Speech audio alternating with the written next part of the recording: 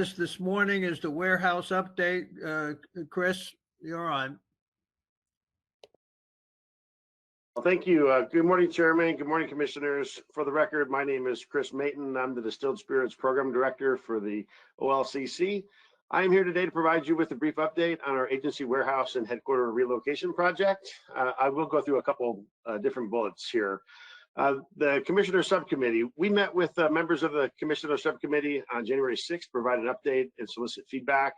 Due to the change in state practice, OLCC will be separating the procurements, continuing the ongoing process for acquisition of the land, and separate solicitations for an architectural firm and construction manager as general contractor, or what we're calling the CMGC. As far as the property search goes, negotiations continue. DAS Real Estate and Cushman Wakefield provide an RFP response to the final properties. We are on track for a February 22nd contract execution and a December 2022 property close. And I'm sorry, I said February 22nd. I meant the end of February 2022 contract execution and December 2022 property close. The design and architecture. We have concluded the interviews for the architectural firms from the 5 contractors on master agreement with Dash Real Estate. Staff has selected LRS architects for the project based on similar projects that they have completed. We begin scoping the statement of work with them tomorrow, actually, Friday, January 21st. The CMGC, that will require a separate RFP, or request for proposal, for solicitation. We will require an exemption from the low bid process in order to release the RFP. And then the last 2 things, really, the construction project manager. The statement of work for the third-party construction project manager company, Inichi, is at the Department of Justice for review. We anticipate contract execution sometime later this month. Having that contract in place will be critical in OLCC's preparation for the RFP for the CMGC. And then last but certainly not least, we have the Milwaukee property partition, and staff continues to work with DOJ, Clackamas County, and Dash Real Estate regarding the partitioning of the McLaughlin property that Clackamas County currently occupies along the west side of the Johnson Creek, and that's just below 3 acres. Staff is getting the property appraisal adjusted to reflect the setbacks and FSH on that property. So with all that being said, and we continue to prepare for February session for any requests that we may need for this project. With that being said, I'm here to answer any questions. Thank you, Chris. You know, you went through that as a fairly routine matter, and in some ways it is.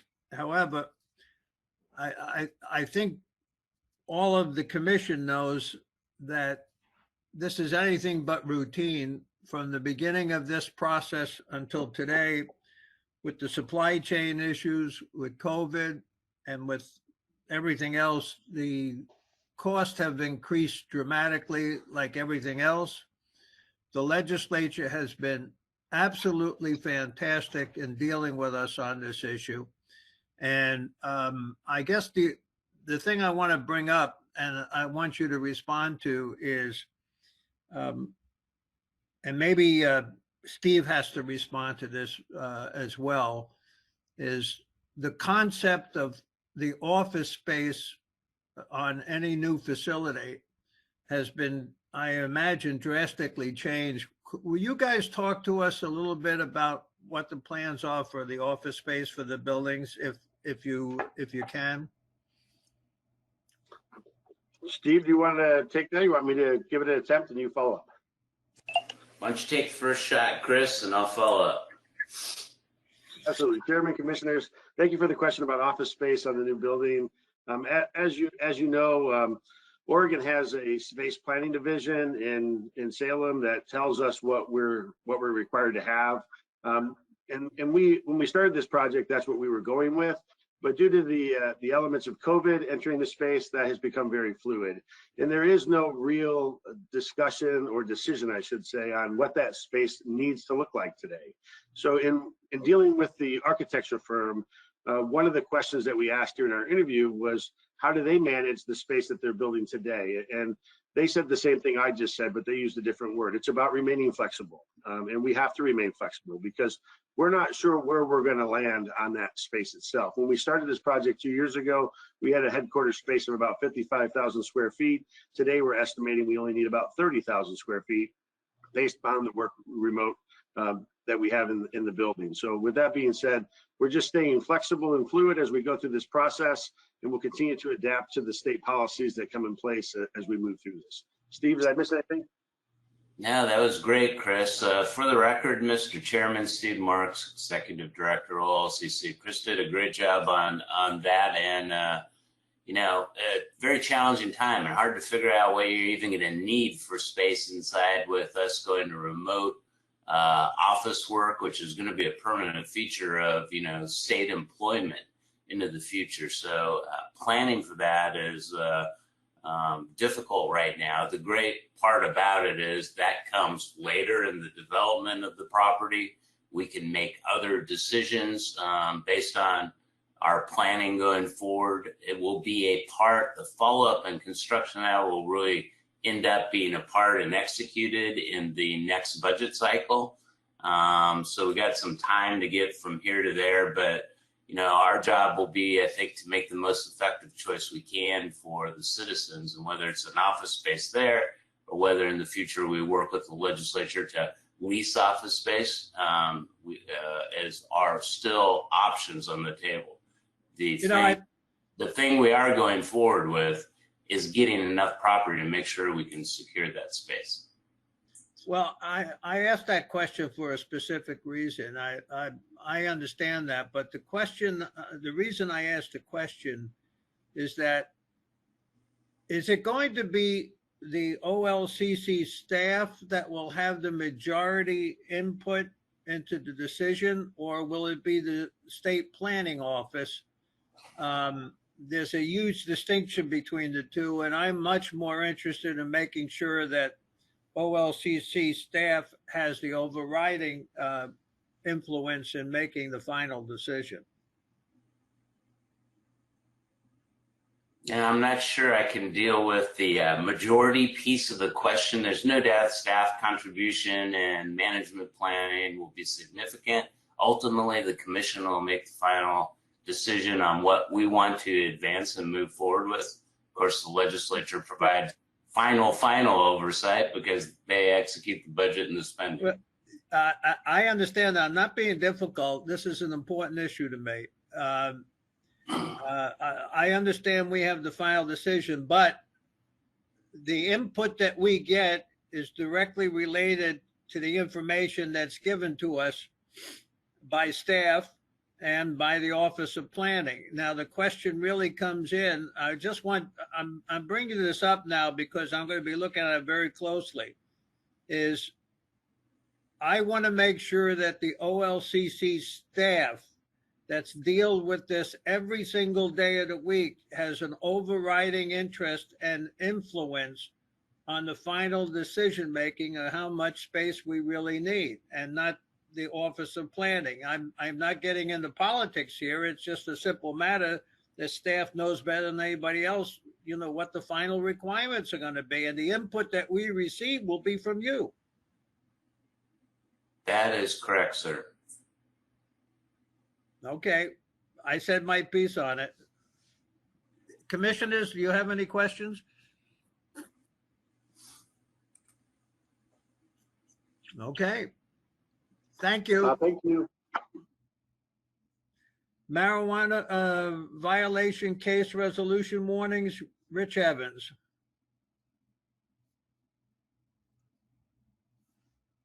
Chairman, I just sent him an email. I don't see him on the meeting at this very second, so. I don't know how you can tell even we have so many people on here. All right, well, if somebody can get a hold of Rich and tell him we'll put him back on the agenda when he gets on the call. Thank you. All right, well, Rosie, you're up. Legislative update. You're a little quicker than you thought, but you're good on your feet. Welcome.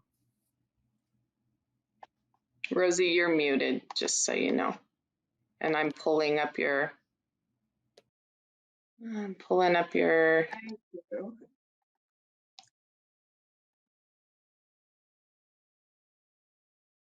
For the record, I'm Rosie Shatkin, Government Relations Manager for the Oregon Liquor Cannabis Commission. I will start by just a short overview of where we were and where we are now. Where we were was in 2021, the issue of intoxicants that the legislature dealt with and passed legislation that was implemented primarily in Southern Oregon with Operation Table Rock. What came out of that implementation was a host of issues that the legislators worked with us, OLCC staff, on in crafting fixes for the 2022 session. 2022 session, of course, is very short, and so there's been a lot of work with legislators to make sure that we are getting it right at the outset. So the two main issues were the hemp production and the marijuana moratorium. Those two are industry driven, and so I won't focus too much on those here. Senator Golden is advancing the hemp production, and Representative Lively, through a committee bill, is advancing the marijuana moratorium. We're also dealing with an issue that I believe Director Marks will probably could discuss and expand on a little bit more. This is something that came out prior to my being here at OLCC, but the issue of reissuing licenses that will be relinquished, and how we go about doing that is to allow the OLCC some authority in rulemaking to do so and set the criteria for reissuing those licenses. The human traffic prevention coordinator is something that also is a huge challenge. In 2021, the legislature passed Senate Bill 515. What that did was created a requirement that OLCC licensees report any human trafficking, sex trafficking that they see on their premises. We've asked the legislature for a position to help us coordinate and educate licensees, but we've also extended that to cannabis, to say if there are human trafficking relating to cannabis, that we will educate our licensees in reporting those issues as well. Senator Golden is looking to expand the House Bill 3000 task force to add potentially DOJ, to add Oregon State Police, and to have a much more collaborative discussion on how to move forward in 2023.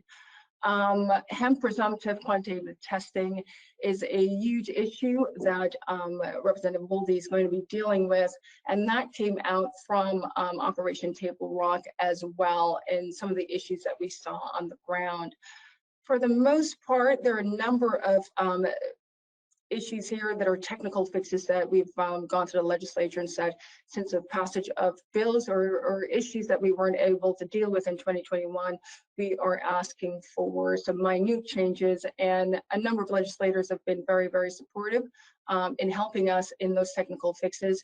Senator Hansel on the Senate side and Representative Lively and Wilde on the House side are willing to advance those technical changes on behalf of OLCC. The one big thing that emerged during the emergency session was the issue around funding for the human trafficking and enforcement in Southern Oregon. That became a massive issue, and the BIPOC caucus worked with OLCC in figuring out some way we can get funding to community-based organization. And in so doing, we have come up with a discussion with legislators. They will be the one advancing this, and how we can provide the funding directly to the community-based organization without delaying the funds that's going to law enforcement to continue to do the work on the ground. The other two things are the bottle bill expansion that will impact OLCC, and recently came up about overtime funding for public safety enforcement during the summer months on harvesting. But that is, it's a long list, and I'll leave it there and open it for any questions. Commissioners?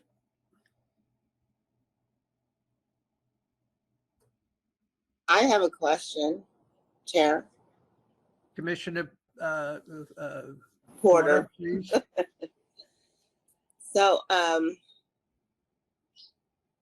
can the OLC fund resources to address the trafficking directly?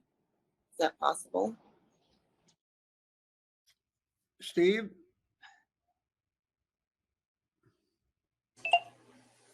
For the record, Steve Marks, Executive Director.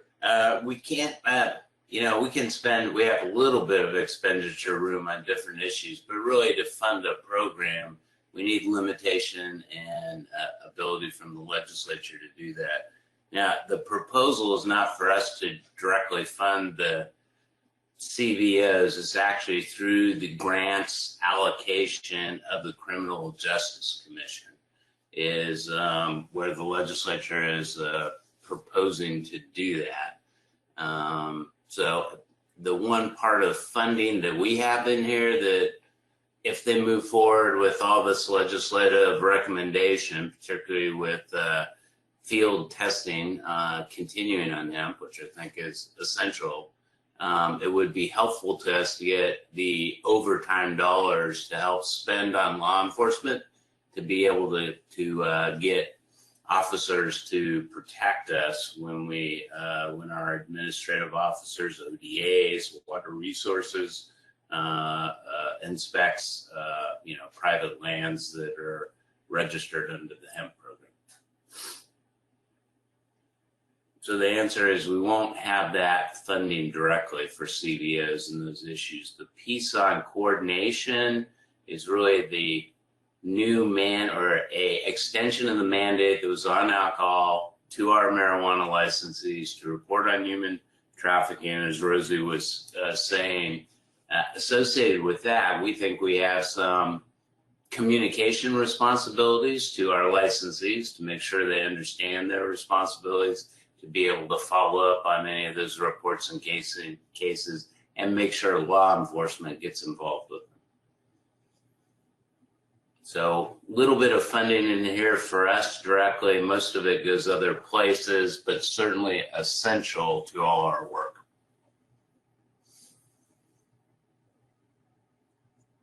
Any other questions? I have one quick one. Will you go back to your chart, please? Chairman, I do have a quick question if I... Certainly, Commissioner Doherty. Steve, I think I asked you this before, but I don't remember the answer. Sorry about that. But I don't know is there any federal funding that is pointed at this or available? Little bits of pots of federal funding around helping with enforcement are out there, but there is not, this grant program for enforcement support that we can look to for major funding. There are many efforts by independent legislators, the governors, to Congress to try to help us get some funding out of the federal government for continued enforcement. But nothing specific that I can point you to and say, yeah, there's one pot of money everyone's interested in and looking at. There are some minor financial programs as part of, well, I've heard of several different small pieces of funding out there, but nothing that would sort of systemically come in to be a kind of aid and assistance we would need to carry out major enforcement efforts here in Oregon. Okay. Thank you. Any other questions? One quick one I have under the criminal penalties for willful water diversion, number 11. You have under there other bills. That's a big issue in Southern Oregon on what's going on there, and an ongoing, very important issue, especially with the poisoning of the water. So what does other bills mean, and what kind of concepts or legislation do you envision upcoming to deal with the water diversion issue? I don't know if that's directed at Director Marks or myself, but I can take that one. The lien piece is actually came from local officials, county and city government, dealing with their association in how do they address the issue of when a property is used in violation of the illicit marijuana grow. In order to clean up the mess that's left behind, how do they deal with that? And so putting a lien on the property, if the property owner knowingly utilizes property for his or her property for illicit means. So that one is directly from the local government, and there's a lot of discussion around that piece as well, because it is a huge Southern Oregon issue, and so not everyone is very supportive of how we approach that. On the water issue, that is actually legislation that is pending in the Water Committee with Representative Helm overseeing the water bill with the Water Resource Department. So they are having ongoing discussion in mapping out legislation to deal with those issues. Very good. Thank you. Any other questions? Good job, Rosie. Thank you. Is Rich on yet? I can't tell. I don't see him yet. I think Will's trying to reach him. Okay. Revenue update, Bill, you're up. Thank you, Mr. Chair, Commissioners. For the record, I'm Bill Schutte, Budget Director for the Oregon Liquor and Cannabis Commission. I'm here today to provide you an update of the revenues that the agency generates. Just as a preface, while Laura is loading the PowerPoint presentation, we are one of the few agencies that actually generates net revenue for the state of Oregon. The other primary sources are the Department of Revenue and the lottery. And to that end, you know, there's a lot of focus on the agency on the revenue we do generate. So with that, I would like to offer it, because we also haven't done this for a while. I'd like to offer you a quick a review of how revenue is generated at the agency, and then an update including the impacts that COVID has had on things like liquor sales and marijuana sales. So next slide, please. So liquor revenue sources available for distribution. The primary source of distribution is the net profit on liquor sales. We operate our warehouse and our retail system as a business. There is no tax on liquor as in many other states.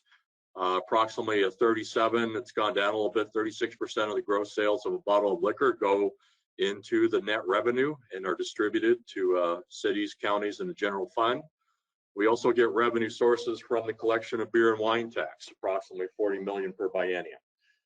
There's a 67-cent a gallon tax on table wine, 8-cent a gallon tax on malt beverage, and we also get liquor license fee revenues that were recently increased in the last biennium, approximately 18 million per year.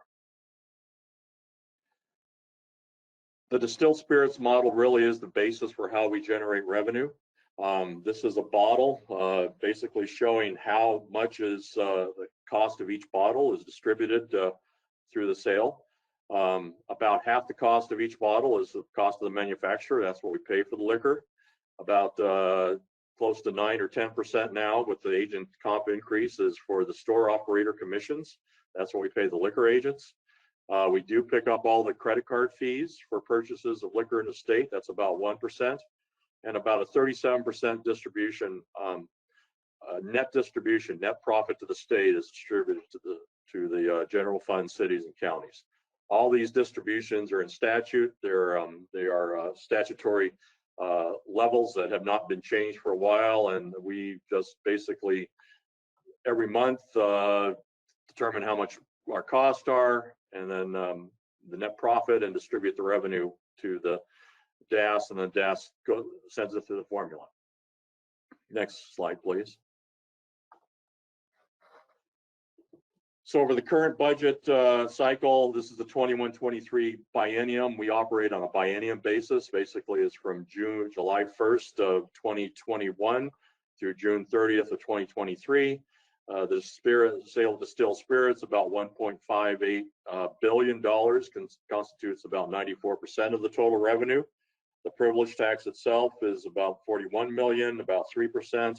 Licensing fees are about $21.5 million, 1%, and then there are miscellaneous charges as well, for a total of generation of $1.68 billion in revenue every biennium.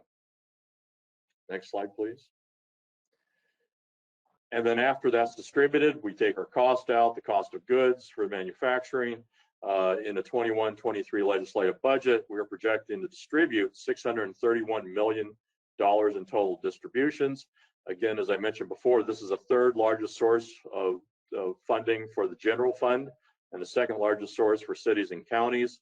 This is a statutory formula that basically breaks out the amount of each percentage of our profit that can go into the various funds, including the general fund, the Oregon Health Authority for mental health, alcohol treatment, city revenue sharing, counties, and incorporated cities. These are basically historic liquor sales over time, going back to 1954. Yes, we've been around for a while and been doing this for a while. The orange line represents the total gross sales. The blue line represents the distribution. What is unique about our system is that our revenue we don't just generate revenue, but we generate increasing revenue over time. So liquor revenue increases about 5% per year, compared to the rate of inflation, at least until recently, which has been closer to about 1.5 to 2% per year. So we have an increase in amount of revenue we distribute to the state. Next slide, please. So what are liquor store sales doing now, since it's a primary source of our revenues? In calendar year 2019, we generated about $686 million in sales. That's about 6% year-over-year growth, which is above average. In calendar year 2020, we generated $765 million in sales. That was 12% year-over-year growth. That really was the impact of COVID. Even though the liquor stores the licensees and the bars shut down during a period of time, our liquor sales continued to increase during that period as well. Going into calendar year 2021, we are still seeing growth at about $813 million per year. For the first 6 months of the biennium currently, we've recorded $436 million in liquor sales, which is up about 6.5% from the previous year, putting us on track for 13% biennium growth. The distribution forecast. For the first 6 months of the biennium, we recorded $436 million in liquor sales. Again, as I said, we distributed $604 million last year. So far, we've distributed about $140 million. That's about $9 million over forecast. There is a cautionary tale, though, as a cautionary message here is that we have to be aware of big expenditures coming up, such as purchases from land and that sort of thing for the warehouse that may impact that distribution. Next slide, please. And then I wanted to touch on marijuana tax revenue generation. We are not the collector of marijuana tax in the state. That goes to the Department of Revenue, but we regulate and license a system that is responsible for generation of marijuana tax revenue. Marijuana tax revenue is generated out of 756 licensed retailers with a 17% basic sales tax on the sale of products containing THC. Retailers may retain 2% to cover their cost of collections of that 17%. Local governments that opt in may also collect an extra 3% on top of that 17% for their own uses. In 2019-21, they recorded $311.4 million in marijuana tax revenue collections by the Department of Revenue. Next slide, please. Of course, I messed this slide up. This is supposed to be calendar year 2020. We had $1.1 billion in marijuana tax sale and marijuana sales gross. In calendar year 2021, we had 1.2 billion, almost a 6.5% growth rate.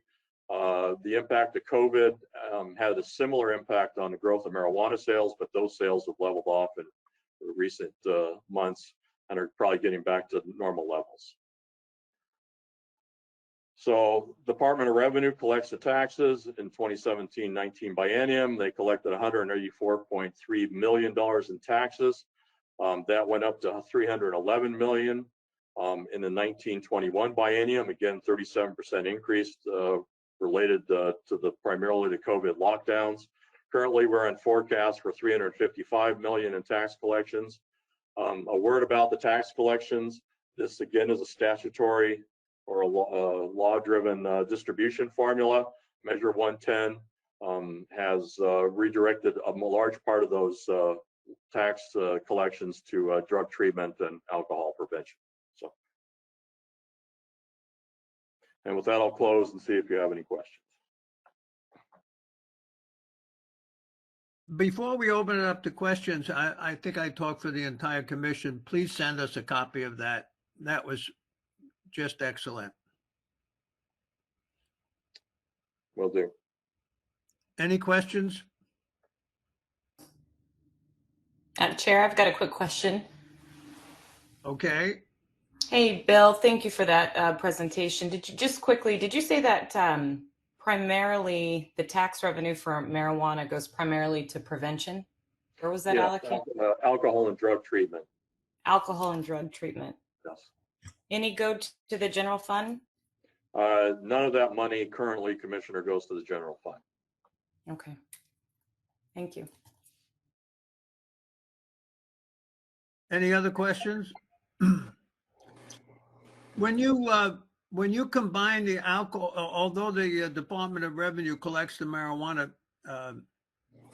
revenue, when you combine the liquor and alcohol, are we the second largest revenue source for the state, or does the lottery still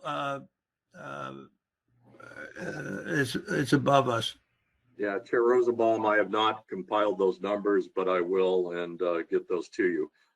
It was interesting that during the COVID lockdown, when most of the bars and restaurants were shut down, lottery was also shut down. So at one point, we did become the second largest generator of revenue in the state. What I'm particularly interested in is if you combine both of them, where do we stand, second or third? Okay, I can get you those numbers. Okay, that's always been a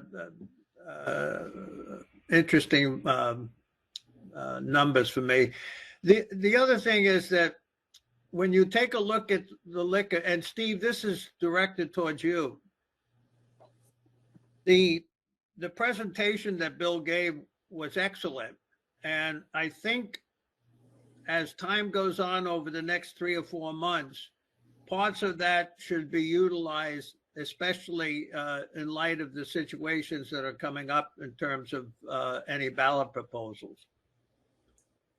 Yeah, well, Mr. Chairman, there is no doubt that the legislature, making the public and the legislature aware of the contribution, the revenue generated out of our relationship with all our business licensees, all those private businesses working out there really are the ones that generate it on our behalf. We collect it, and we license them, but we move it forward. So there's no doubt we'll be continuing, and as a part of the discussion that's being had in Oregon, a part of our contribution to that is to talk about what this agency does. That is something that we can do, and certainly all of the public programs that get supported in Oregon are a huge, huge benefit to this work that we do, to the work of our licensees and the contribution they make to both the economy and to revenue generation for the state. Bill, I think I need to correct or remind me, Bill, I think the money that goes to education now from marijuana goes directly to essentially general fund. They can spend it. Didn't they move that out of the common school fund, Bill? I think they did. So it's a little dedicated. I believe you're correct. So, and then there is a smaller amounts that go to budgets like state police as well. the majority of it now has been redirected for alcohol and drug treatment. Well, no, I think we're on the same page, Steve, but my point very, very succinctly is when you look at this, if there was a change in the way that we operate in the future, what would be the effect to the state in terms of the overall revenue, and how much of that would be lost because of the work that we do? I mean, those are the things that have to be really pointed out in the future in order for us to adequately present our point of view, if you will. Yeah, Mr. Chair, members of the commission, Steve Marks, Executive Director. So a couple things. I just want to remind you of the process and the agency's limitations under the law. Well, a ballot measure is out there, right? We can talk factually about the ballot measure. We can talk about what our agency does, but we can't engage, at least on the staff level, and it's a little different for independent commissioners who have your own views. On staff level, we're, holding to the facts. Now, the part of the process, if a ballot measure were to get the signatures, qualify, a part of the formal process for the taxpayers is to certify what the cost and the revenue impacts are. And there's a formal committee appointed, I believe, by the Secretary of State to specifically delineate what those cost impacts are to the state of the ballot measure. So we'd be engaging in that process for the formal impacts of that. But, I can, on an analysis of sort of the effects without, I think, facts-based case around this, really, we think the replacement is going to be, it's going to substantially hurt our small businesses and some of our most lucrative markets in Oregon, and where the impacts are going to be. It's where large grocers are located and where our businesses are located that will be the nexus of the analysis about what happens there to the money, but what happens to the money and the impacts there. Part of the difficulty in this particular analysis as we go through that is the complete uniqueness of the process they have for trying to replicate the financial contribution the state makes back to them, and it's convoluted. It's not something we typically do. It's challenging to understand what the statutory language is there, and as you know, there's a ballot title process underway to determine whether it's really not compensation distribution back to the stores on some average basis, but whether it's actually a tax.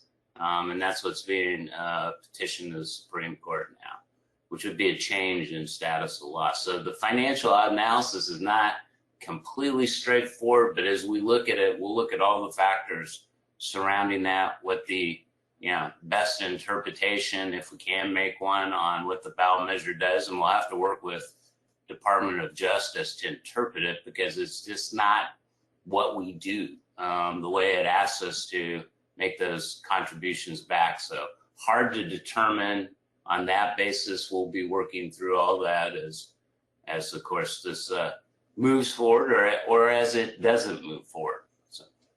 Right.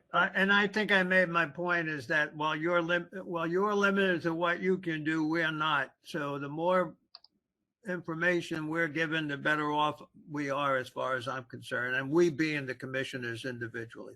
I will give you ethics advice on your role as commissioner so you can understand that. Right. Commissioners, any other questions? Yeah, Stephen, maybe this is speculation, we don't know yet, but looking at those numbers, liquor is just such a substantial portion of the revenue. I mean, my concern for some of the other licensees, in particular the cannabis folks, is, you look at that, you've got 1.6 billion from liquor that and 300 million from cannabis taxes. My concern might be is if this privatization goes through, that the cannabis folks they've really got a target on their back for increasing taxes, increasing fees on them. Or our it's related, but the lottery fees for our bar and restaurant licensees, the cut of that may go up. I don't know if you've got any concrete numbers, but a thought might be just for all of our other licensees that are kind of in our OLCC universe to make sure definitely to keep an eye on this, because I would imagine the offset of the revenue loss to the state is gonna be hard felt, in particular by our licensees. So I guess it's more of a comment than a question. But do you have any thoughts on that, about the negative impacts to our other licensees that this could cause in terms of revenue? I'm not sure I can say factually a relationship to the ballot measure impacts, but what I can say is I know the legislature is already looking, right, at revenues on the marijuana side and how they're raised and how they're distributed. So there's no doubt if the state, option if the state loses revenue is to increase other revenue sources. So if that I think is a consideration for the legislature, be that, whether they need to do it through alcohol taxes, marijuana taxes, income taxes, or the results are you lose public programs, because the distribution goes down. I think that point, the points are being well made. It's going to be a long, hard series of events over the next 6-8 months. So, okay. Do we, Laura, you let me know if Rich gets on. Otherwise, I won't bother you again with it. I think Steve wants to say something real quick, and we might have Steve. Rich. Do you have Rich? Let's see. He was going to try and dial in via phone, so I can't see if he's on. Rich, are you on?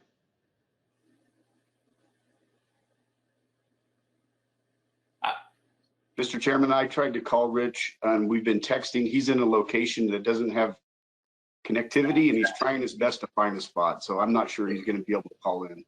Mr. Chairman, I can carry that item on his behalf. This is that process you're familiar with, where we're going back and looking at those old violations. Rich and others have analyzed that. So if we don't get Rich, happy to go through that. But I think this is a process you approved, but we want to make sure that you see all the licensees that are being granted a warning instead of the violation because they're violations and have worked in good stead. So I think you why don't we hold off on Steve until your comments at the very end, and then if he's not on, you can cover it for him. Okay. Thank you. All right. Alcohol violation, stipulation, settlement agreements. We only have one of each. Do we have to take them separately, or can we do them both if there's no questions? Let's take them separately then. Any questions on the alcohol violation, stipulation agreements? Michael, go ahead. You're up.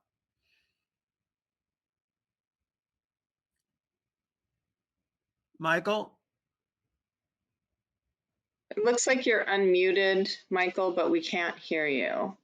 Maybe choose a different microphone. Still can't hear you. There's a gear up in the top right-hand corner. If you hit that for settings and choose a different microphone option.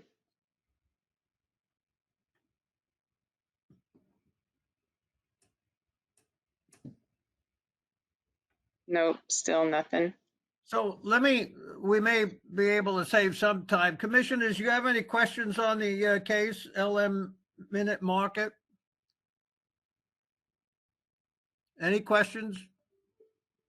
Well, if no questions, then we'll save Michael some time on it. Let's take the roll on that.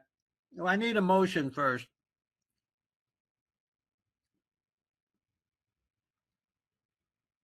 Chair, Commissioner Curran.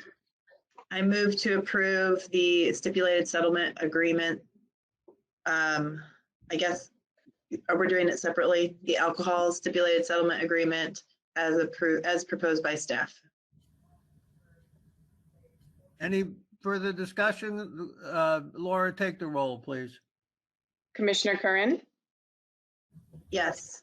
Commissioner Doherty, Yes. Commissioner Floyd, Yes. Commissioner Japong Porter, Yes. Commissioner Miletus, Yes. Commissioner Raval, Yes. Chair Rosenbaum. Yes.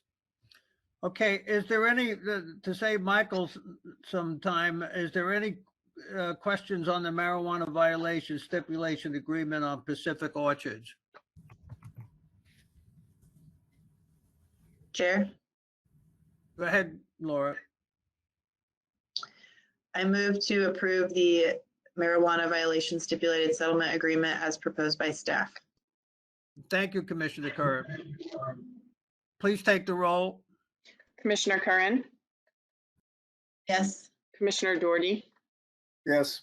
Commissioner Floyd, Yes. Commissioner Japong Porter, Yes. Commissioner Miletus, Yes. Commissioner Raval, Yes. Chair Rosenbaum. Yes. I think I know the commission well enough that there wasn't too many disagreements on these two anyway. Retail services. Brian, you're up. Good morning. Can everybody hear me? We can. Okay, good morning. For the record, my name is Brian Fleming, Director of Retail Services. Two matters before you today. Under tab A, you'll see there's an amendment to the appointment you did in December.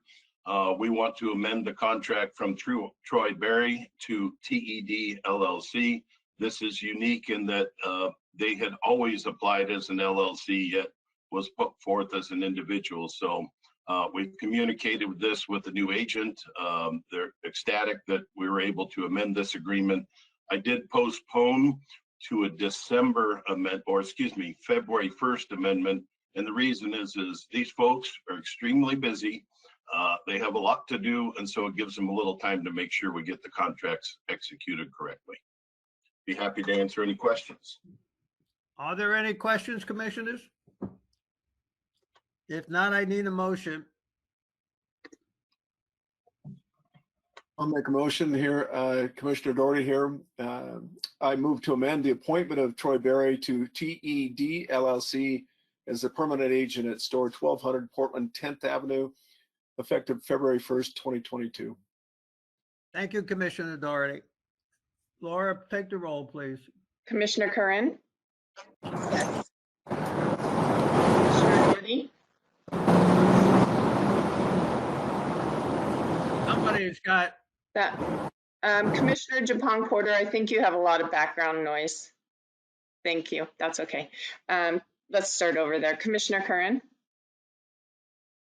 Yes. Commissioner Doherty, Yes.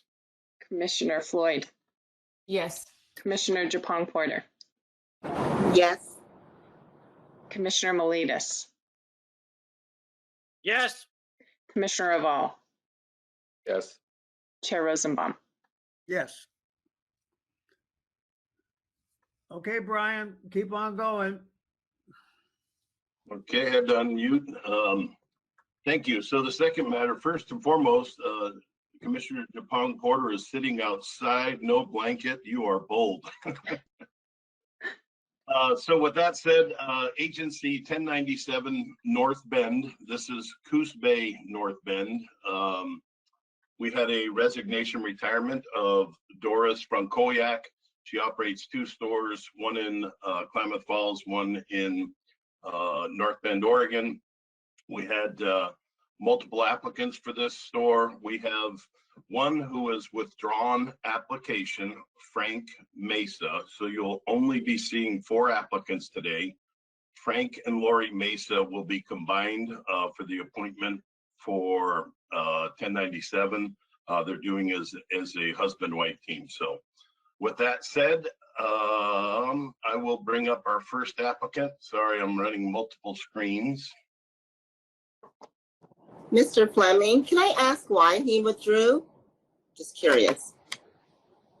Yeah, Commissioner Japong Porter withdrew to focus with his wife entirely and to put the two of them together. I'm happy to let them answer as they move into the presentation, but they had originally applied individually, hoping to potentially have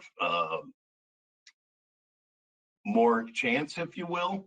But they've decided to combine forces as a husband and wife team, but they can definitely answer that as we present. You're welcome. Can I, Brian, can I interrupt for 1 minute? Sure. Sorry to interrupt. I think we might have Rich on the phone. And since he's in a remote place, could we jump to him really quick, or what do you want to do, Chairman? Oops, I'm sorry, you're muted, Chair. Oops, you're muted one more time. There you go. Unless the commissioners disagree with me, I think it's unfair at this time to go back. I mean, if he can do it at the end, fine. Steve can handle it for him.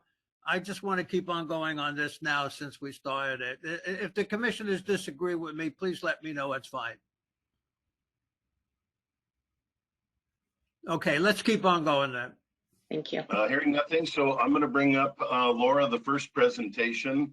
Travis Guy, please remember to state your, please remember to state your name for the record, and please turn on your camera so that they can get an opportunity to meet you. Travis, are you there? Yep. Trying. Can everybody hear me? We can hear you. If you can, try and turn on your camera. There you are. Should be there. Fantastic. All right. For the record, my name is Travis Guy. Good morning, Chair Rosenbaum, commissioners. Thank you for your time today. My name is Travis Guy. Commissioner Revolve, I need to interrupt you.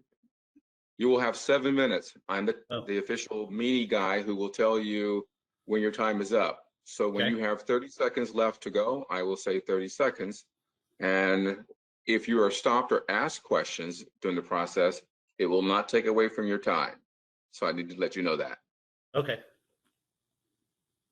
Thank you. Thank you. Good morning, Chair Rosenbaum, commissioners. Thank you for your time today. My name is Travis Guy. With me is Brittany Leggett, my girlfriend and partner of the last 13 years. Before you is my presentation concerning the sale and acquisition of the North Bend Liquor Store, 1097 in North Bend, Oregon, and why I feel I am the best candidate to be awarded agent of the store.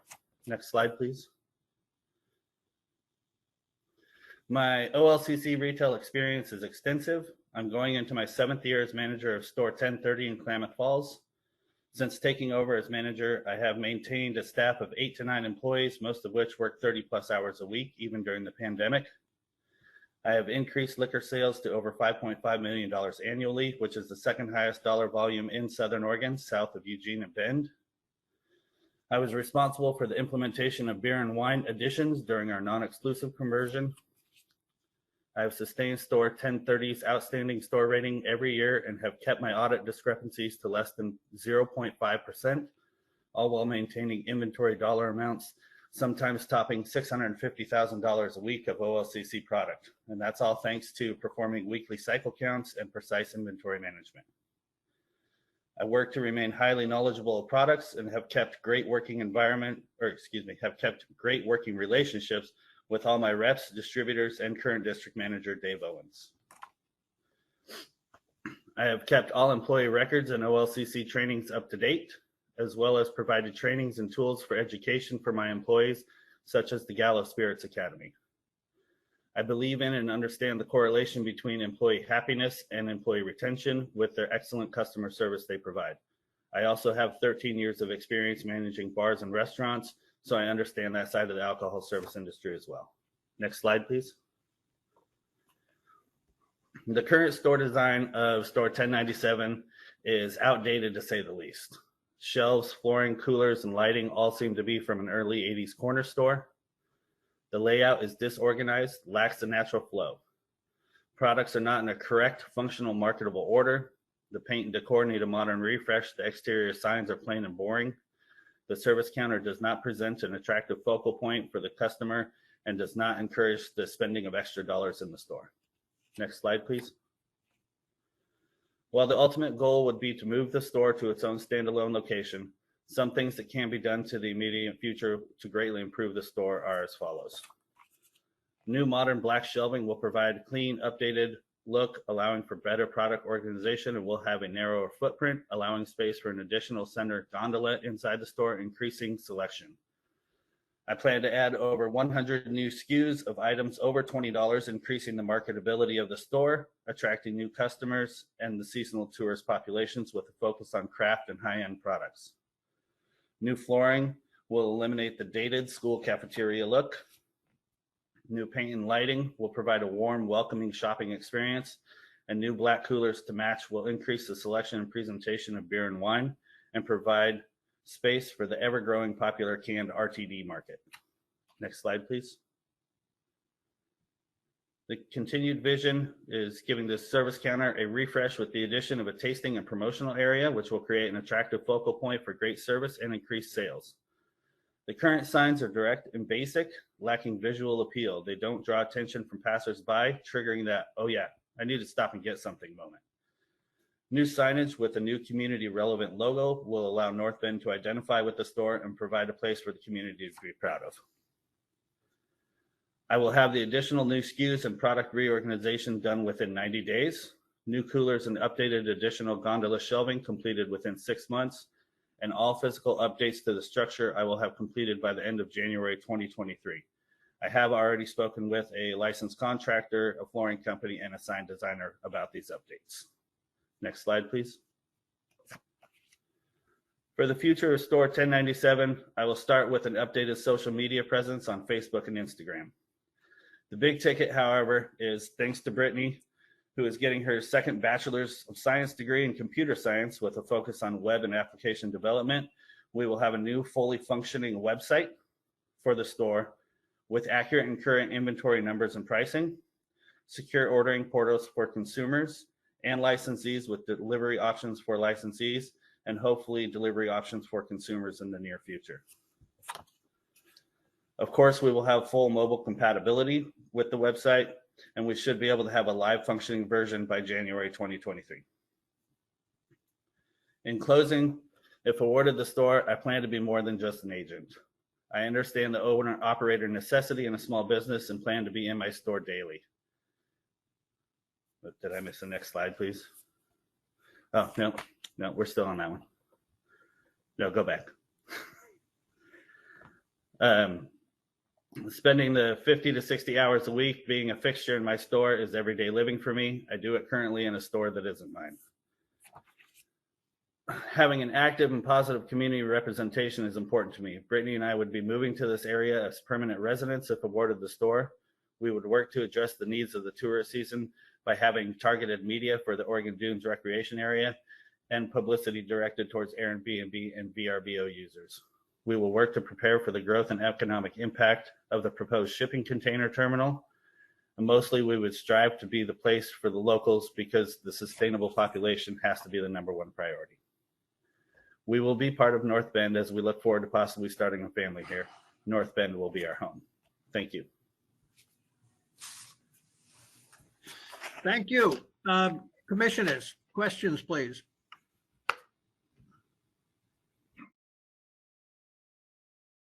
None. I have one question. Sir, thank you. We always like to see a picture of you guys.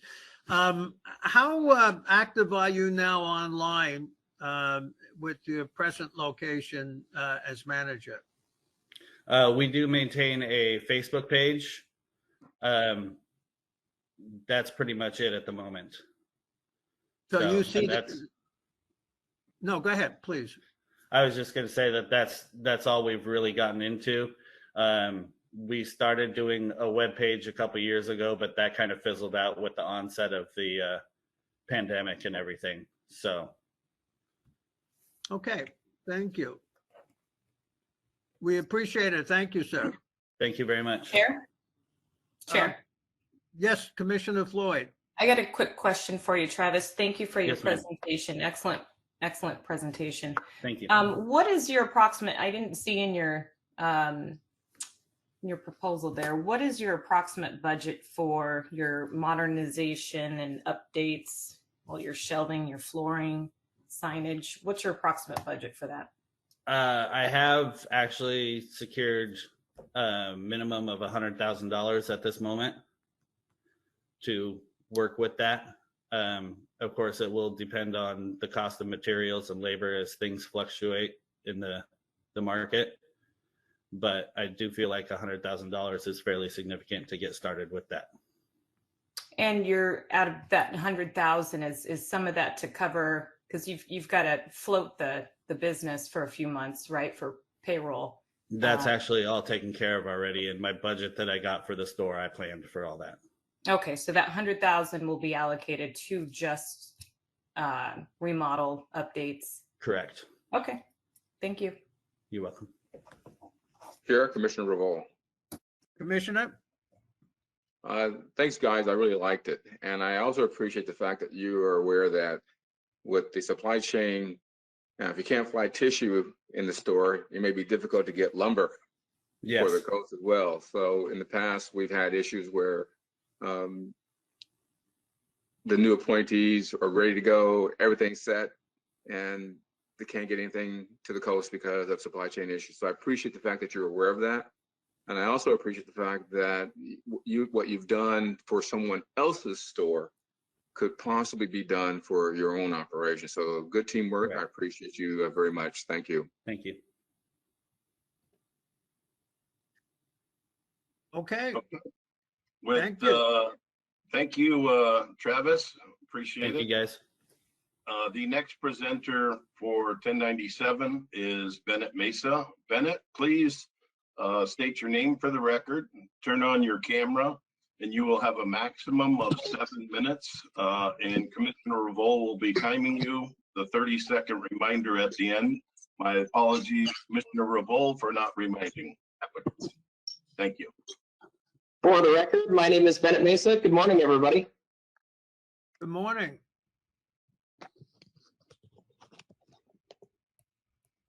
Is there anything additional, or I just roll right into it?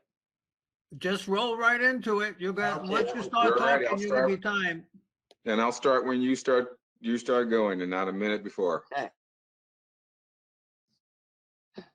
I'm very grateful to be here this morning, and I am honored for the opportunity to present in front of all of you. So thank you very much. I would like to begin by telling you just a little bit about myself. Next slide, please. I am a very accountable person. As a business owner, ultimately you have nobody to fall back on but yourself. And that's why I take an extreme ownership approach in everything that I do. I understand that all of my successes and my shortcomings will be a product of my actions. Another thing you should know about me is that I prioritize integrity both in my personal life and in business. My parents have always been entrepreneurs, and they taught me that we conduct business according to man's laws and God's laws. And I find operating morally extremely applicable to a business like retail liquor sales. I am also a very dedicated person, no matter what it is that I'm doing.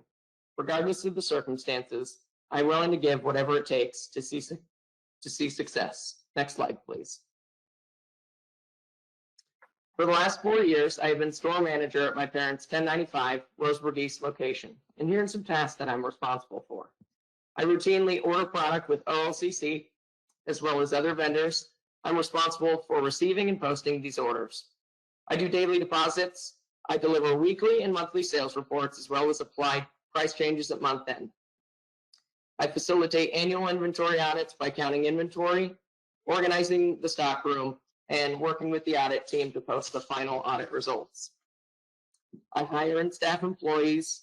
I deliver payroll checks. And every day I aim to be a leader and a coach to my team. I'm also a retail clerk every day. I run a cash register and safely sell alcohol. I stock and keep the sales floor neat, and I aim to provide exceptional customer service and send customers out the door feeling satisfied. Next slide, please.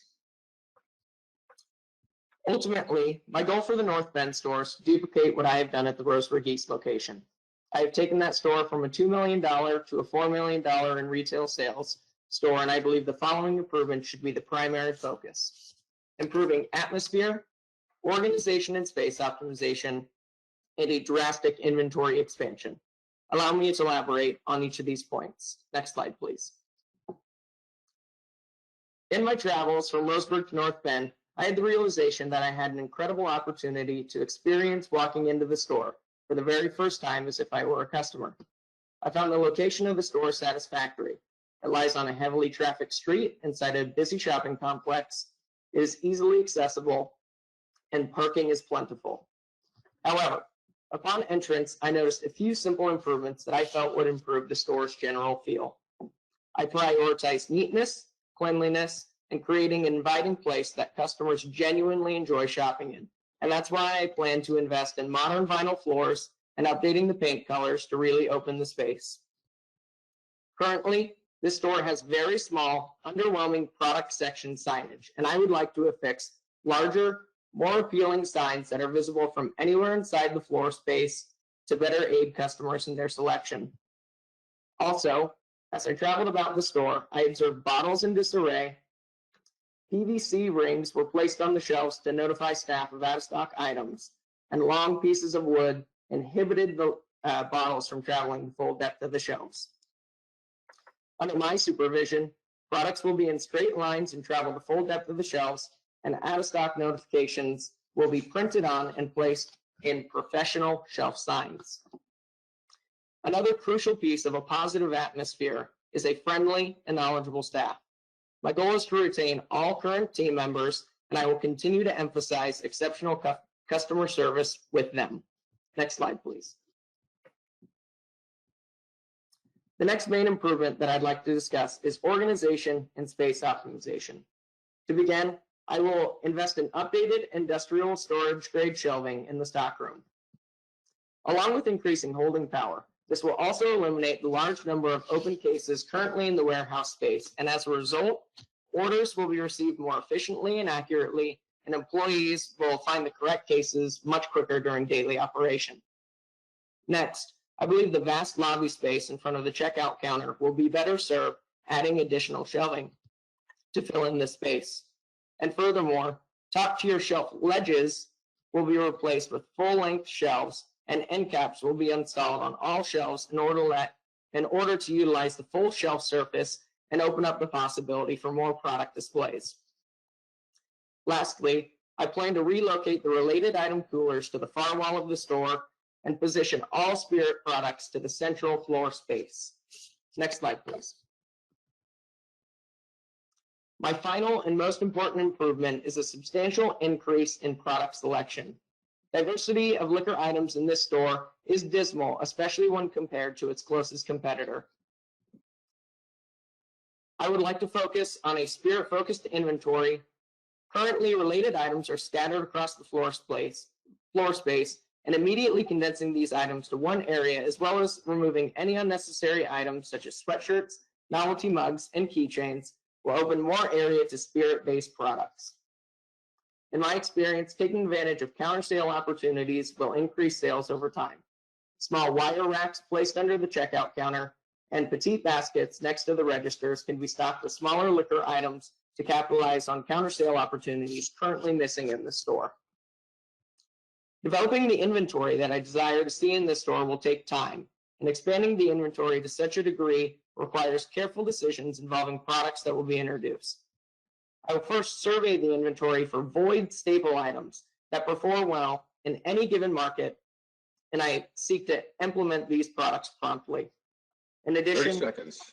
I will examine the sales history, see what products perform well in this specific market, and seek to add similar products. And finally, I constantly stay in contact with vendors as well as conduct my own product research about emerging market trends and new releases. I truly believe enacting these practices will ensure a diverse, strong, and healthy store for years to come.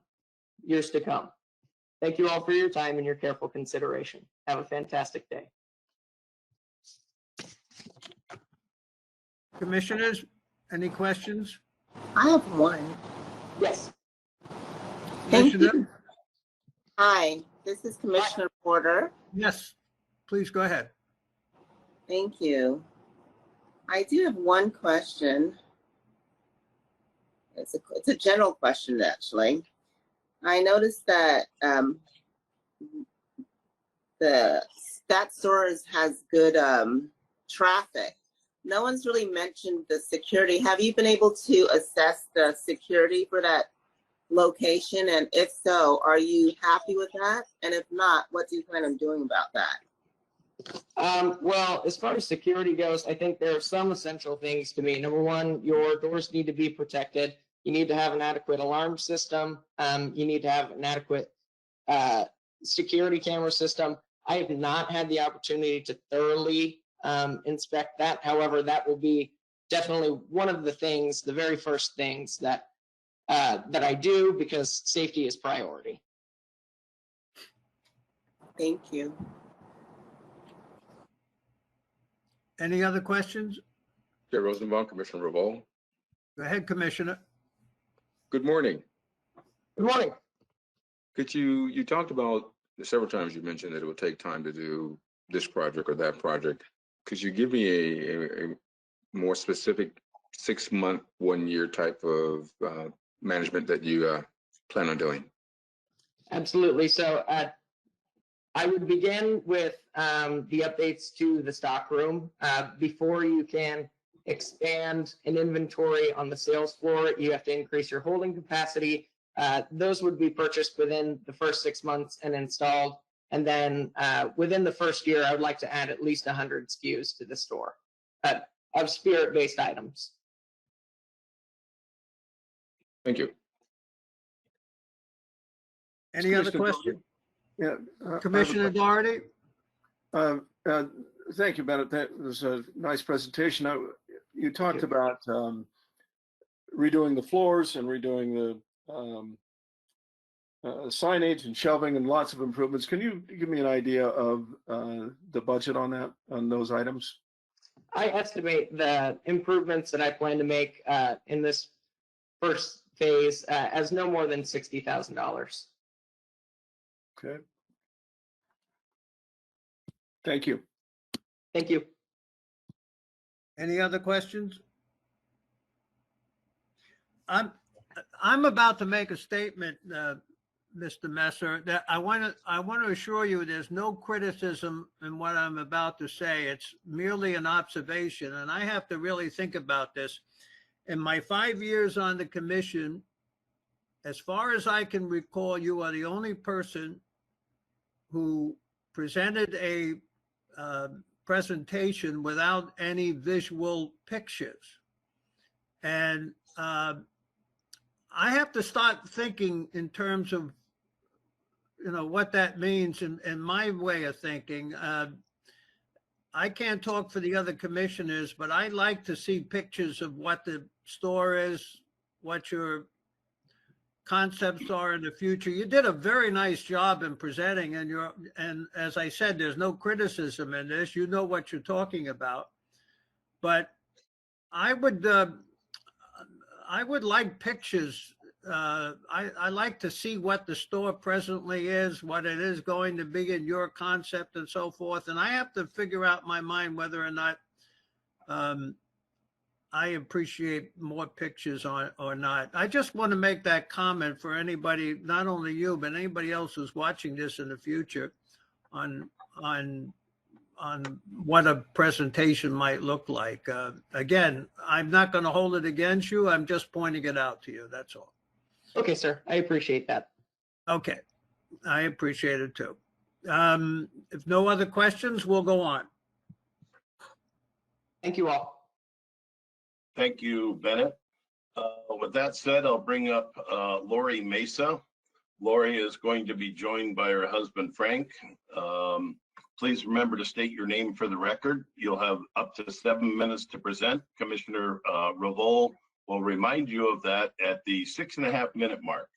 And so, Lori, please feel free to jump in. Okay. Good morning. Thank you, commissioners, for taking the time today. Appreciate the opportunity to present for Store 1097. Next slide, please. Just a basic table of contents. Next slide, please. I want to tell you a little bit about us. I have a lot of retail experience, starting in high school and working through college. I worked at fast food restaurants, clothing stores, variety stores. After we had children, I stayed home. I learned a lot about managing schedules and budgets, as well as interpersonal skills through being a mom. I learned modeling at the same time, being the leader. Taking responsibility, making decisions, sticking to my guns, being gritty, tenacious, resilient, and focused.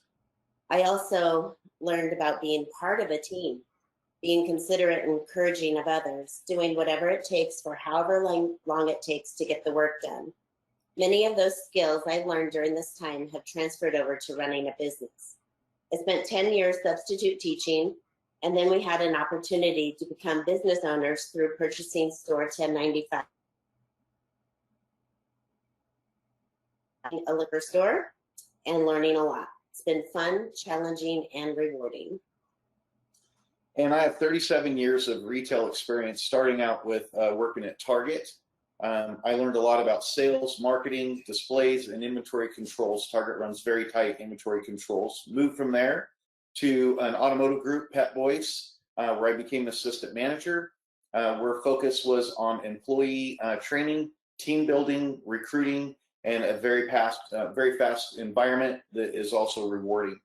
From there, moved into where I've been for the last 25 years as a fixed operations manager in the retail automotive business with Toyota and General Motors. I now oversee 85 employees. I help manage with 5 other managers. We run over $6.5 million in annual sales and manage over $700,000 a month in revolving inventories at very accurate levels with great turn rates. With all of our experience that Lori and I have together, it's really helped us. When we took over the Roseburg East store, that store was running at about 1.7 million. And as Bennett mentioned earlier, which is our son, that store is now running 4 million in sales, which has been great. Next slide, please. So, first of all, we're excited and ready to work in North Bend. We love that part of the coast, and we've spent a lot of time there. Frank and I are finally at a point in our life where we can work and do business together, which has always been an interest of ours, but recently has become a passion. In Oregon, we have a captive audience in that people who want liquor have to come to a liquor store to get it. However, what we want is for patrons in the area to choose to shop with us. Our goal is to make it hard for them to want to go to another store because of the value we add. Next slide, please. So Cyanogen, curb appeal, we see a lot of potential in North Bend. It's on a busy street with a good traffic count. It's in a large shopping center, has plenty of parking and decent curb appeal. But as was stated before, the signage is a little outdated, needs to be updated and have a more Sharper, fresher image. Yeah, a sharper, fresher image. And we're excited about raising the bar inside to unleash the untapped potential. Next slide, please. So some of the things that we are interested in, Store 1097 has similar annual sales to the store we currently run. So I'm sure that if we implement the systems that we currently use, we can maintain those numbers. But the goal is to increase sales, not just maintain. So we feel that increasing sales, it's going to take focus on a few specific things. First of all is connecting with the customer in North Bend. What products do they like, and what do they want to see on the shelves? Second thing is providing an environment that make people feel like when they shop with us, they're shopping at their store. Our goal will be to make it easy for people to choose us. Some things that we think are important to accomplishing this are employee training and basic product knowledge, so that they can answer questions and give good recommendations, give good customer service. It's essential for making customers feel welcome and appreciated, and keeping a clean and organized store makes for a less stressful and distracting shopping experience. Another enhancement that we want to focus on is overall organization. A lack of organization leads to missed opportunities.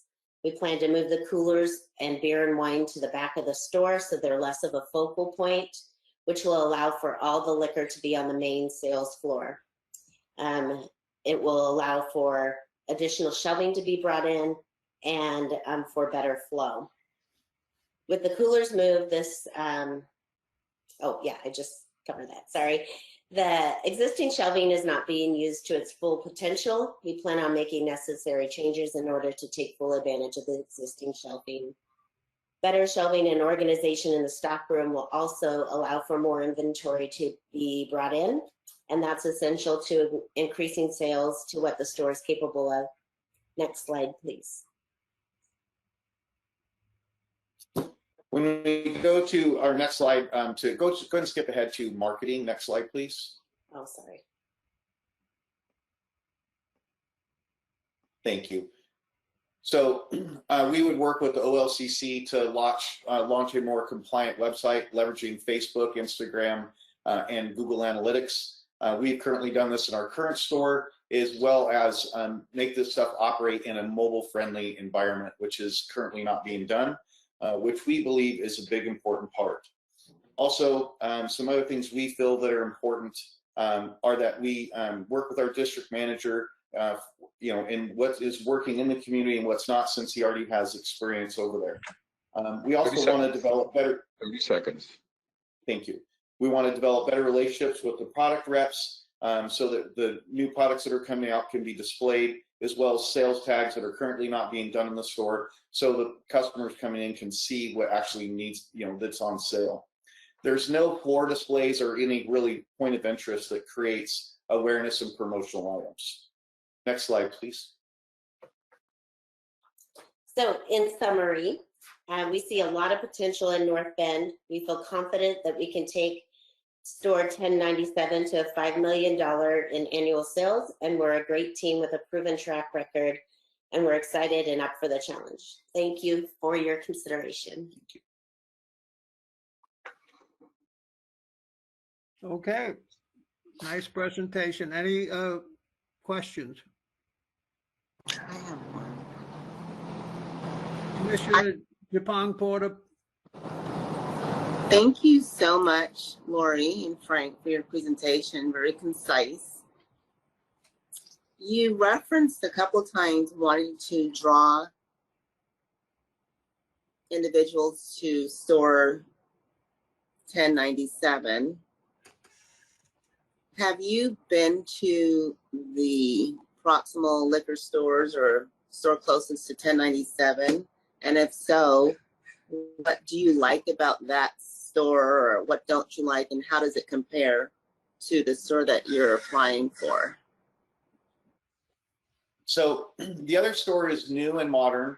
It has updated coloring, and Scott, who is there, has done a great job. He's invested a lot of money, which is elevated, which we like. We currently operate with Mr. Troxel as our competitor here in Roseburg, and we like that when stores elevate, it helps everybody win. We don't look at it as one over the other. It makes everyone move the bar up. The things that we don't like about that location, it's a little bit hard to get into from a traffic point. It does have good traffic count, but it's on a one-way street, which is really difficult to access, as well as in planning, it really lacks parking. And what we love about the location of 1097 is not only does it have a great traffic count, it's got a huge parking lot, great access, and with improved signage that we talked about, just a way better chance to attract those customers and help them come and have a great experience. So thanks for asking. Thank you. You've done your homework. Appreciate it. Hey. Any other questions? I have a question, Chairman. Thank you for that presentation. That was great. This store is now what, 90 miles away from where you are right now, and Mr. Mesa, it seems that you've got a full-time job as it is, and who's going to be running that store? How's that going to work? If you could help me understand that. Thank you. So obviously we work my job allows a lot of flexibility, and what we do with my job is going to be a little determined on what happens here. We are going to do whatever it takes to make the store successful, which is the same approach we took with the 1095Bs. I had a 3-year run of taking a lot of time in the Roseburg East store and still spend a fair amount of time there as well. My job does provide a lot of flexibility, and we're at a point in our life as we move to the next chapter that might be where that comes to an end. So I appreciate you addressing that and asking that question. I hope that answers it. Can I, just to, in addition, you saw our son who manages the store. I work in also, so we work hand in hand in that store. So that would free one of us up to go, well, free us up to go to North Bend, and the Roseburg store would still be taken care of. We would implement systems that would be cohesive between the two stores. We understand the location is different and the community is different, but it would allow for cohesiveness. I think it would just be a smooth transition, but and it's an hour drive, so it's super easy to get to, and yeah, we're just excited. Thank you. Appreciate it. Thank you. Any other questions? I had the same question as Commissioner Doherty. At the beginning, Mr. Macer, you talked about the automotive retail sector in which you have a job for 22 plus years. You have 55 or 60 people. You have X millions in revenue. And then you say in your own words that you have a great deal of flexibility in your job. And you can't have it both ways. You either have a very responsible position that you've had for 22 years. As a businessman, I understand that. On the other hand, you're either committed to one or you're committed to the other. And your response to that question did not satisfy me, to tell you the truth, because I would really like to know how much time you spend in the present store. So currently I spend about 20 hours in our current store a week. And I also spend a lot of time working with Lori and Bennett, overseeing and going through the business side of it, as well as watching our numbers, what we have going on is where I'm at currently. And sometimes that goes up and sometimes that goes down, but if we're averaging that out. And then one other thing I'd like to add is, and thank you for the concern. First off, we want successful stores. We love working with the OLCC. Privatization is always an issue and what people want to do. We want these stores to be successful. That's what protects the integrity and the revenue for all of us. And I will tell you that I've also done a very good job and have learned a lot through tons of leadership training, how to empower people. And I have a very highly empowered staff, which is what allows me the flexibility. It does not remove responsibility. Anything that does or does not happen there, I'm ultimately responsible for to my position. Same side though, there's a lot of people that own multiple stores, liquor stores, that also have other business interests, do different things, and are very, very successful at it. So I don't believe that it would create a distracted focus. It would create an ultimate focus that we would use for the same principles throughout. But I do appreciate the concern. I hope that helps. And thank you for responding the way you did. I appreciate that too. Chair Rosenbaum. Commissioner? Hi, guys. This is Commissioner Revolve. For those of us who have now grown kids, I understand your comment about a different stage of life. Once they grow up and you then change the locks so they can't get back in. So I appreciate what you're talking about. I understand it clearly, and I do appreciate you guys wanting to take this next step. Thank you. Thank you.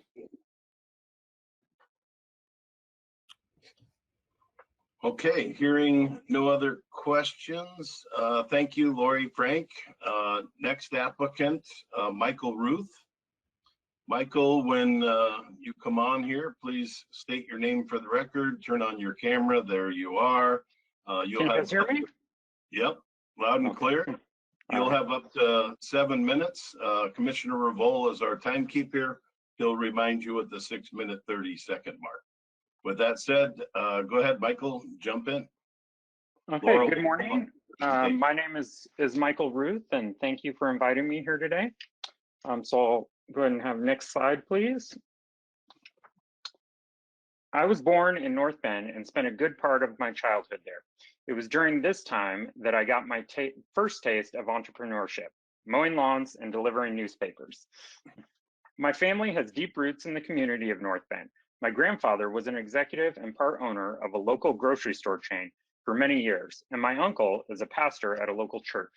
My father, before he passed away, was the manager of the Buy Mart that is right next to the North Bend liquor store. My wife and I are excited for this opportunity to build another business in a community that is important to us, and will enjoy an excuse for my daughter to see her great-grandparents and cousins more often.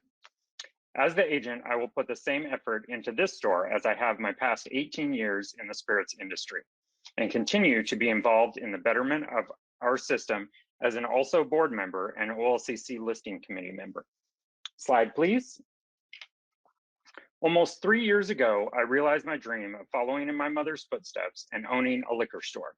Since that time, I have grown that store from a decline of 7% to an increase of over 1.6 million in sales, and continue to set record sales every month.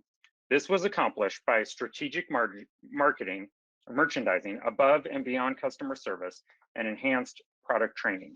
Slide, please. At North Bend, the most important thing to me will be customer service. Every customer will be greeted as they enter the store. I will work with the staff to make sure they are educated on different spirit categories to include production methods and what makes a $10 bottle different from a $50 bottle. They will learn individual brand information and be able to speak confidently to customers. This will help them to better service customers' needs and aid in upselling. Slide, please. To increase sales and be more accommodating to the community, I will extend the hours of operation by 1 hour Monday through Saturday. Based on statistics from other stores that have increased their hours similarly, I should expect a 7 to 9% increase in sales. As with any changes I make to the store, I will evaluate the impact on sales after an adequate amount of time, in this case, 9 to 12 months, and make changes if needed. Slide, please. To offer customers a better shopping experience, I will increase the selection of distilled spirits. I will perform a full store reset, adding 12 feet of double-sided gondola and 4 feet of standard shelving to accommodate new items. Slide, please. I will work with my OLCC district manager and liquor reps utilizing reports to determine which items should be added. I will also add any new items requested by customers. Slide, please. I plan to reconfigure the store layout to have a better flow, adding stanchions to direct a line so the flow into the store is not blocked, and positioning displays where they catch the eye are shoppable and drive add-on sales. For cosmetic improvements, I plan to add accents of wood and metal throughout the store to give a modern look. I will be painting the walls in a warm, inviting color palette and replacing the flooring with a natural wood look. Slide, please. I plan to add new, larger category signs that match the store theme. The stereo system will be replaced with one that will allow music to be heard throughout the store and outside the entrance. A new security monitor will be mounted to the ceiling above the sales counter so the staff can better view the cameras. I plan to reface the counter to match the more modern look of the store with wood and metal accents. I will be looking into the possibility of refreshing the look of the exterior of the building to go along with the new theme inside, as well as fixing the pothole that is in front of the store. My overall goal will be to have a clean, inviting store from the outside in. As I will have this store for 30+ years before I retire, I plan to refresh the look of the store every 7 to 10 years, as well as look for opportunities to expand or relocate if the business warrants it in the future. Slide, please. I will utilize my vast merchandising experience to enhance the sales floor. Displays will be moved to the front of the store. I will effectively cross-merchandise products on the shelf, in the cooler, and in displays. All signs will be printed. I'm also looking to add home delivery as soon as that is available for us to do. Slide, please. One of my first priorities will be to create and operate social media pages for the store.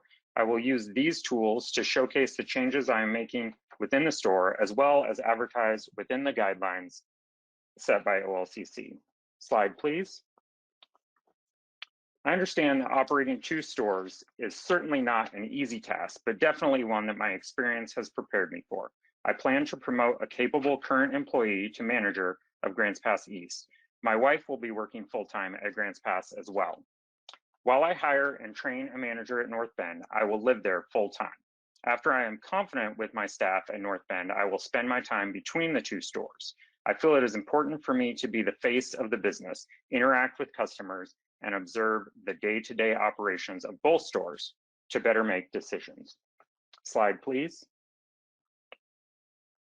As I hope you can see from my presentation, I have all the right skills to operate 2 stores, as well as the drive to be successful. I have a vast network of mentors from within the industry to call upon whenever I may need assistance. My family supports me in this endeavor 110%. I feel that my experience is the perfect mix to prepare me to operate this store at the highest level, and that is why you should appoint me as the agent of North Bend Agency 1097. Thank you. Thank you. Commissioners, questions, please? Chair. Commissioner Curran? Thank you for your presentation. I think this question is going to be similar to some of the others, but I do notice, and as you talked about, you have a pretty full schedule. How do you see dividing up your time with the other obligations that you have? So my plan ultimately, after I've gotten staffing in place there, is to spend the same amount of time that I do now, definitely over 40 hours. Some, 14-hour days aren't a new thing to me. So, but definitely spending the same amount, if not more time than I currently do, but divided differently. So I would be overseeing the 2 stores, and because I would have managers in place to do a lot of the day-to-day operations, I would be basically inspecting what I expect, making sure that they're handling the staff the way that I want, that they're running the store the way that I want. And then of course, the obligations that really fall on me in the end, cash accountability, inventory, those things, I would be holding them accountable to them, doing my own counts on top of what I would expect them to do to make sure that is accurate. But also getting more time to spend working on the business to make improvements, as I go forward with my current store and with the new store.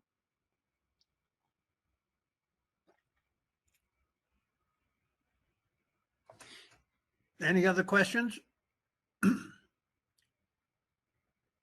Hearing none, the commissioners will now go into executive session to deliberate on the agent selection pursuant to the authority of ORS 192.660 sub 2.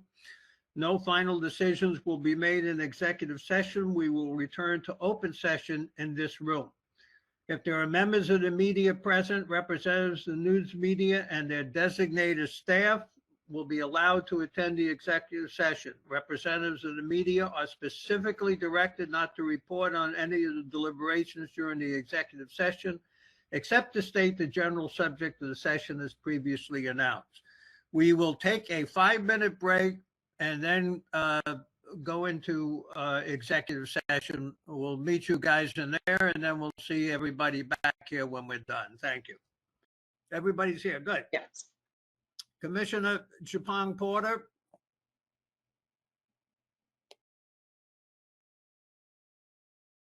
I muted her, so let me see if I can unmute her.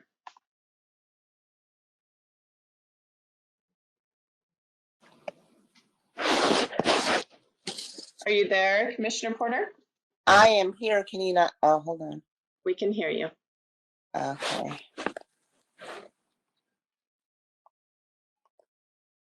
There. Thank you.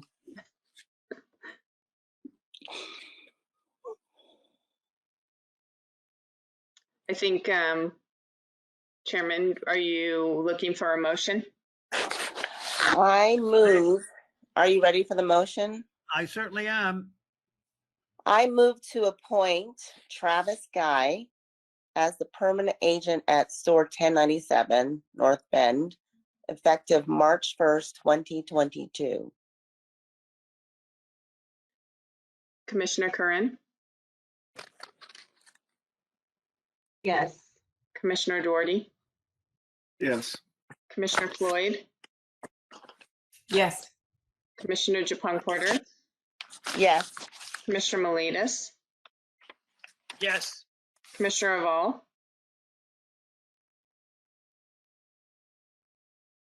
whoops, you're muted, Commissioner Aval.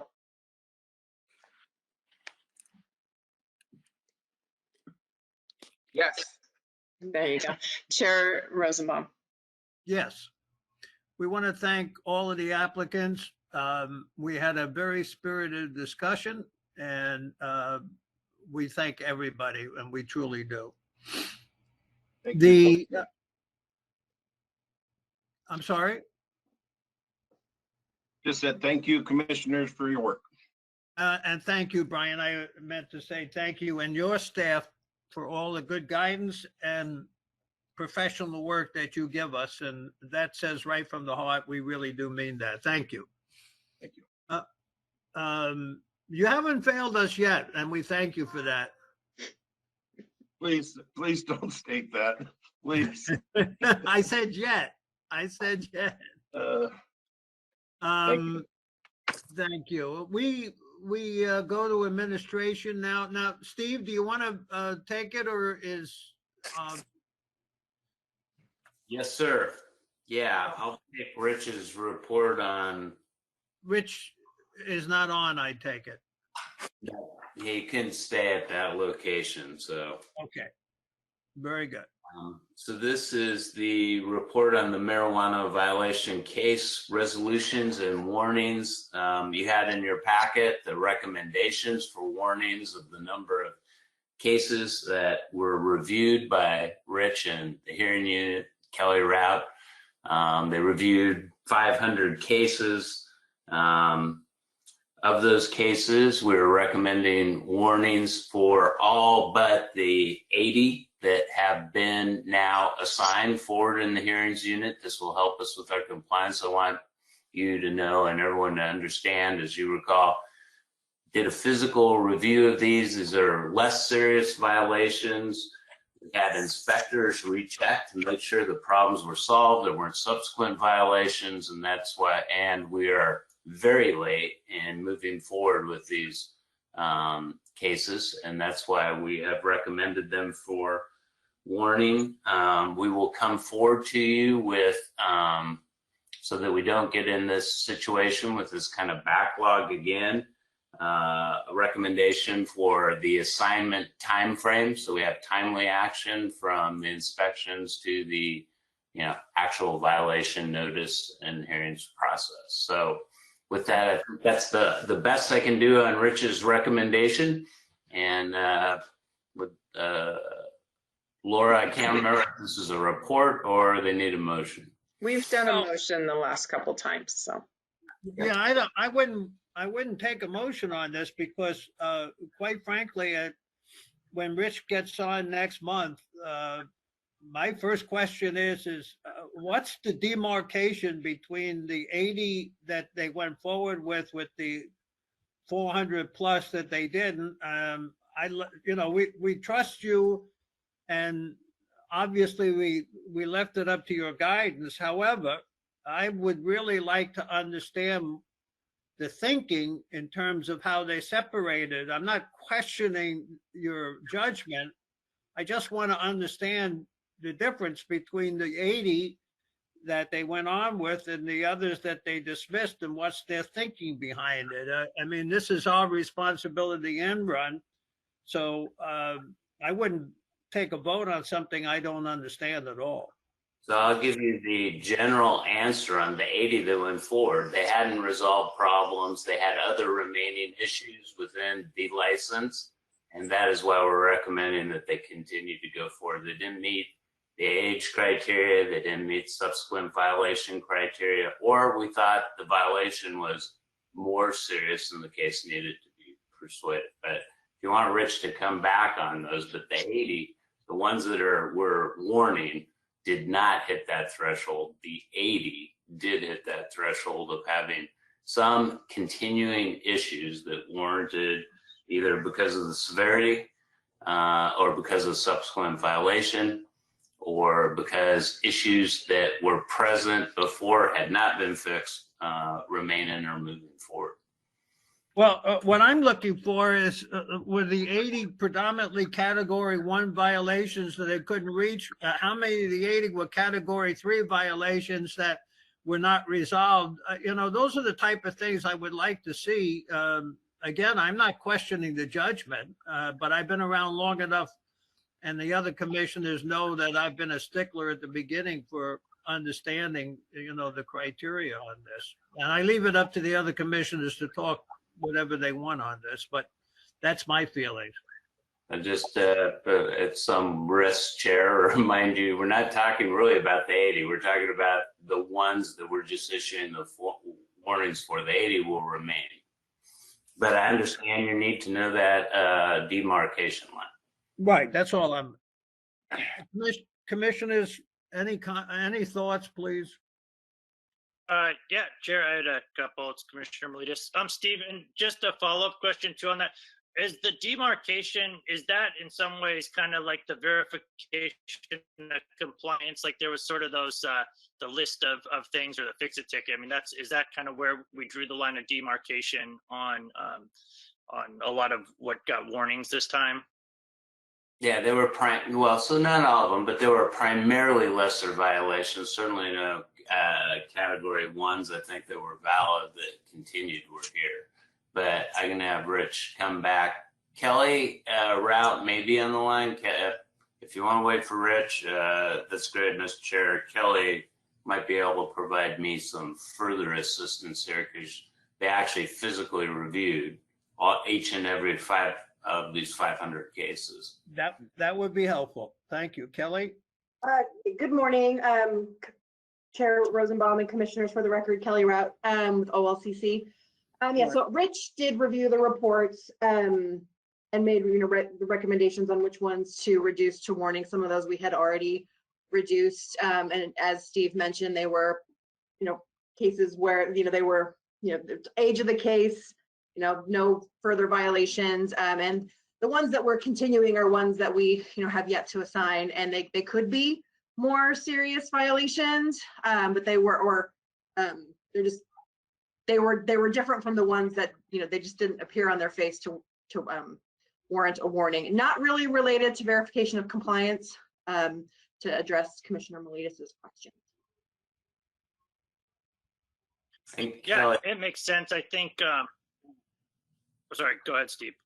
Well, I think Kelly is trying to say none of these ones that were in this backlog, or very few, right, or we continue, are category 1s where we take the license anyway. They were in the backlog because they were primarily, there might be 1 or 2 Kelly, so this continuing to help me out there, but these are primarily not license ending violations. Yeah, I believe that's correct. I think, just from the other side of it, I know for a long time we had a lot of, comments from industry members and a sense like some of these violations going back, I think as far as 2017, 2018, where, these were relatively new businesses at the time. And for a while, we'd get a lot of calls from people that maybe didn't understand and getting through this backlog and kind of getting our systems in play, I think is a really good thing, and it's a huge step forward. I know we've probably all gotten a lot less calls from licensees. It's helped kind of refine our processes and get things in order. So I understand from Chair's comments, it'll be good to hear from Rich too, and just sort of discuss the line of demarcation. But from the industry, I think it's been a real step forward, and it's built a lot of trust between the agency and the industry. So thanks to staff for this and for, kind of moving through these ones. I think it's kind of solved a lot of headaches and probably a lot of calls we might get from licensees. So thank you. No, I agree completely. I think it's great if we can get a good feel for it, because when they come up in the future, if there's consistency across the board, that will help us. That's why I want to know it.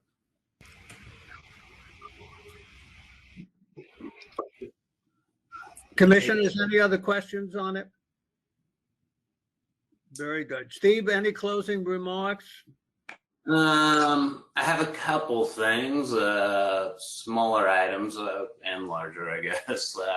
One, as you know, the legislative process is opening up. We're moving forward, working on the marijuana legislation, as Rosie reported. A lot of activity there because Southern Oregon legislators are driving a lot of activity around it. So hopeful and optimistic that we will have some continuing improvements along with the $20 million that they appropriated for enforcement at the special session in December.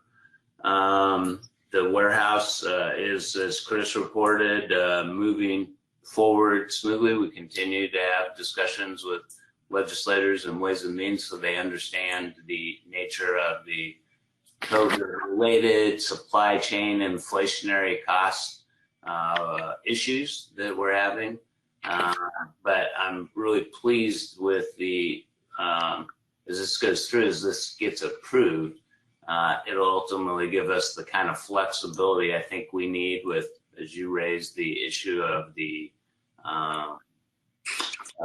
headquarters, right? It'll give us more flexibility to make efficient and good decisions for the state with a little more flexibility there to execute on that.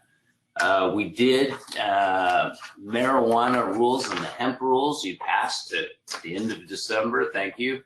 Have generated, there's a lot of questions. There's a lot of technical issues inside there. So staff put out today a request of our licensees and our Gov delivery list to get their questions from them. They want to use those to prepare a presentation, video presentation, probably 2 or 3, answering those questions and talking about those technical issues. So our licensees will be able to get the information, our licensees or anyone will be able to get the information they need conveniently. So we put that out, and they wanted me to remind our licensees that are listening to please respond to that, because we're going to use that to help give everyone good information about how to follow up on implementation. Lastly, I'd just say with Omicron out there, we are working with a reduced field presence now. We have moved out of the field significantly, except on demand for serious issues, and we'll maintain that posture. We've just extended it out into February, and we'll probably just be reviewing that every couple of weeks as this goes forward. But like everywhere else, we've had our share of cases inside the operations. So, but we continue on. So we've taken some additional steps, even with folks that are required to work in the building, trying to give less, take stuff home that they normally would not, copy it, come back and do some work, which is not a step we've taken even in our safety provisions as they existed before. So we went a little bit on to try to reduce transmission inside our operations. And with that, I'll conclude the report. Commissioners? If there's no other comments before we close, Steve, on behalf of the commission, I want to extend to you and the whole staff a job well done. I mean, there's so many different moving parts to this, and it's very difficult. And I just want to, this is not a political thing. It's not a pro forma statement. It's from the heart. Thank you for doing what you do in this. It's been very difficult, I know, for the agency. And so before I even took this job, I wanted to make sure that in my mind, that the staff was competent and that there was good people in there, and you certainly have a wonderful staff. And I, on behalf of the commission, I thank you for all of the staff. I do sincerely thank you. Appreciate it, sir. I know the staff does, and even being a director now, for how long has it been? 8 years almost, or around there. I'm still amazed at how much we do every day, and how much of the economy and business activity we affect. And you get the revenue report. You saw what that produces for Oregon in the way of, public programs. But not only that, all the jobs and all the private businesses. We're really an enabler for that activity, but also, the controller of how it happens so it happens safely. And couldn't do that part of the job without the commission. And you had that on point when you implemented those marijuana and hemp rules, right? In terms of providing for safety and debate. It's really an important mission. Thank you for your part of making this all happen for staff, because without your decision making, we wouldn't be anywhere. So thank you. Well, as one final comment, please. I think June would probably be the best month to hold the commission meeting down in Southern Oregon rather than May. We'll be right in the thick of it at that point. So will you make, Made that note. We'll work on that change, and that might be perfect, as we may be rolling, hopefully. We'll be out there performing operations then, so you can get briefed and see what that looks like out of Medford HQ then as well. So one final comment. If we do it in Southern Oregon, maybe we should have 2 days. I'm just thinking out loud.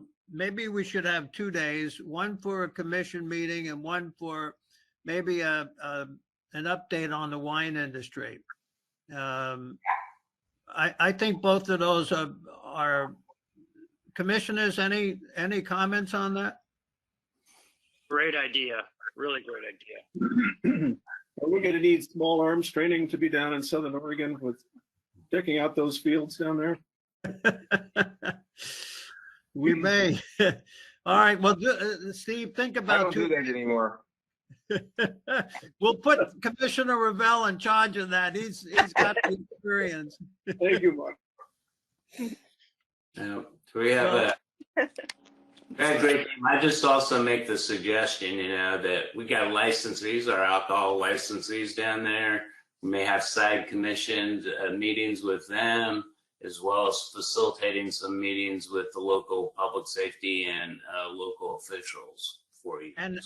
And maybe in September or October, we can have the commission meeting in Pendleton or there around, because we've never been up in that direction, and I think it's kind of important that we do. Appreciate your thinking, Mr. Chairman. We'll put that on the schedule. Okay, very good. Have a great day, everybody. Thank you. Do we still need a date and time, Laura? For September?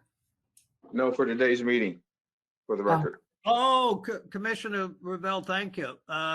What do you want me to do? Just to talk in terms that this is the Thursday, the 20th of whatever month it is, January? Perfect. Thank you. Okay. 2022. Thank you. Commissioner Revelle, thank you. And Steve, I'm going to be calling you in about 2 minutes, okay? Got it. All right, bye-bye. Bye.